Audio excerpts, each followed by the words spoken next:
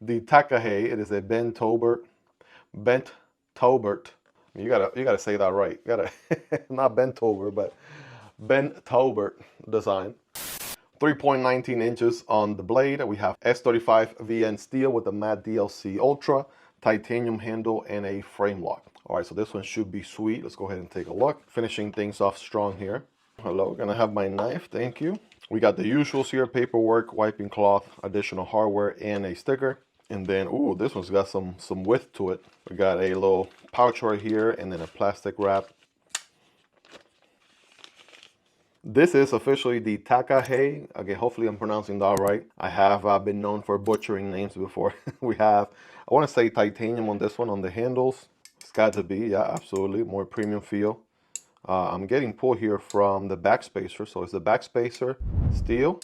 That's an interesting choice there. Steel backspacer, but titanium handles. I'm not sure why they wouldn't have done the backspacer as titanium as well. It kind of feels like one way to save cost, I guess. Titanium pocket clip, not reversible on the other side, but pretty deep carry for the most part. Now we have a back flipper on this one. We have an opening hole here, and let's go ahead and send it. I like the little blue accent on the anodized pivot color there. Looks good. Always love me a good opening hole. I want to say all the knives we've checked out so far have been a thumb stud of some sort. A little opening hole here is absolutely refreshing. Oh yeah, let's just get that satisfying opening there. We have a very interesting sort of Warncliffe harpoon going on here with a pretty tall flat grind, almost a full flat grind. S35 VN on the steel there with the DLC. That's looking nice. It's not the shiny DLC, it's the matte black DLC, but you know, DLC nonetheless. Very minimal on the billboarding, just the Kizer there. Got the designer here and the details printed very small. Now it is going to be a frame lock, so we have a steel insert for steel and steel contact. We're looking at maybe an engagement of around 50% or so, somewhere around there. And we do have access from the show side. Let's see here, nice and easy to disengage.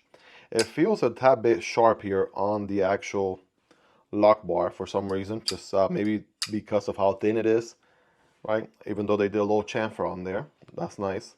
But I'm just saying, as original first impressions, feels a little bit on the sharp side for a frame lock. All right, checking out the drop action here. All right, pretty drop shotty. Got to give it a nice little, just a shake, and it goes the rest of the way. Spidey flick, feels nice. Thumb deployment, that feels good too. And that back flipper, of course, if you're a back flipper kind of person, then yeah, they got you covered here. This one protrudes out quite a bit. It's jimped.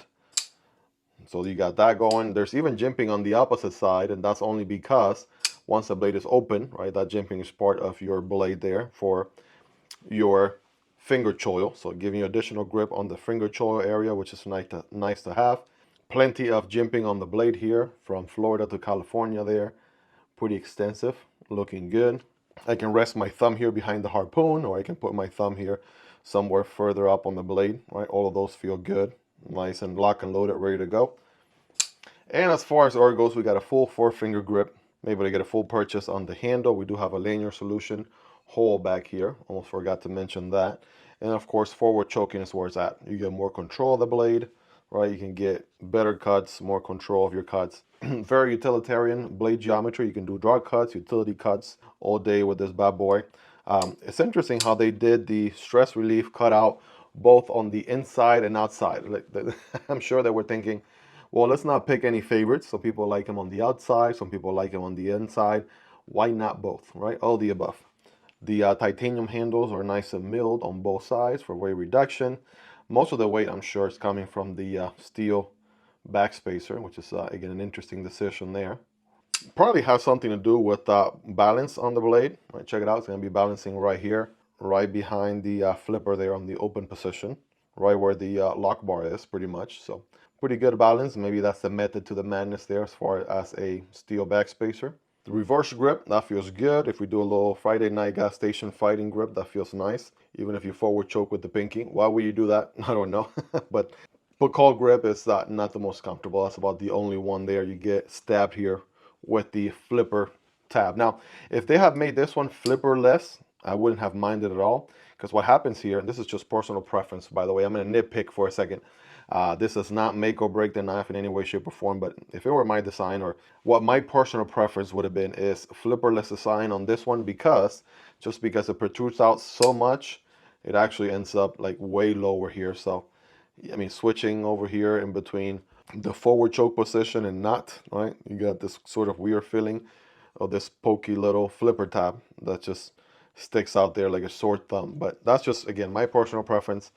Might not be an issue for anybody else. Just kind of pointing that out.